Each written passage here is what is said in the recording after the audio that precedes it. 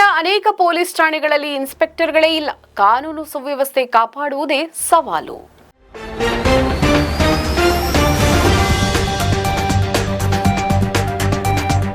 ರಾಜಧಾನಿ ಬೆಂಗಳೂರಿನ ಹಲವಾರು ಪೊಲೀಸ್ ಠಾಣೆಗಳಲ್ಲಿ ಇನ್ಸ್ಪೆಕ್ಟರ್ಗಳ ಕೊರತೆ ತೀವ್ರವಾಗಿ ಕಾಣಿಸಿಕೊಂಡಿದ್ದು ಕಾನೂನು ಮತ್ತು ಸುವ್ಯವಸ್ಥೆ ನಿರ್ವಹಣೆಗೆ ದೊಡ್ಡ ಸವಾಲಾಗಿ ಪರಿಣಮಿಸಿದೆ. ನಗರದಲ್ಲಿ 15ಕ್ಕೂ ಹೆಚ್ಚು ಠಾಣೆಗಳಲ್ಲಿ ಇನ್ಸ್ಪೆಕ್ಟರ್ ಹುದ್ದೆಗಳು ಹಲವು ದಿನಗಳು ಹಾಗೆ ತಿಂಗಳಿನಿಂದ ಖಾಲಿಯಾಗಿವೆ.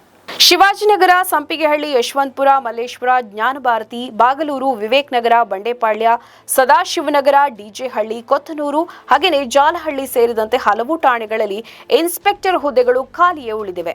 ಇದಷ್ಟೇ ಅಲ್ಲದೆ Magadi road traffic, Madiwala traffic ಠಾಣೆಗಳು ಹಾಗೂ Seshadripuram ACP, Malleshwara ACP, KG Halli ACP ವ್ಯಾಪ್ತಿಗಳಲ್ಲೂ ಇನ್ಸ್ಪೆಕ್ಟರ್ ಮತ್ತು ಎಸಿಬಿ ಹುದ್ದೆಗಳು ಖಾಲಿಯಾಗಿವೆ. ಸರ್ಕಾರವು ಖಾಲಿ ಹುದ್ದೆಗಳನ್ನು ಭರ್ತಿ ಮಾಡುವ ಬದಲು ಬೇರೆ ಠಾಣೆಗಳ ಇನ್ಸ್ಪೆಕ್ಟರ್ಗಳಿಗೆ ಹೆಚ್ಚುವರಿ ಹೊಣೆ ನೀಡುವುದು ಅಥವಾ ಒಒಡಿ ಮೂಲಕ ವ್ಯವಸ್ಥೆ ಮಾಡ್ತಾ ಇರೋದ್ರಿಂದ ಸಮಸ್ಯೆ ಮತ್ತಷ್ಟು ಗಂಭೀರವಾಗಿದೆ.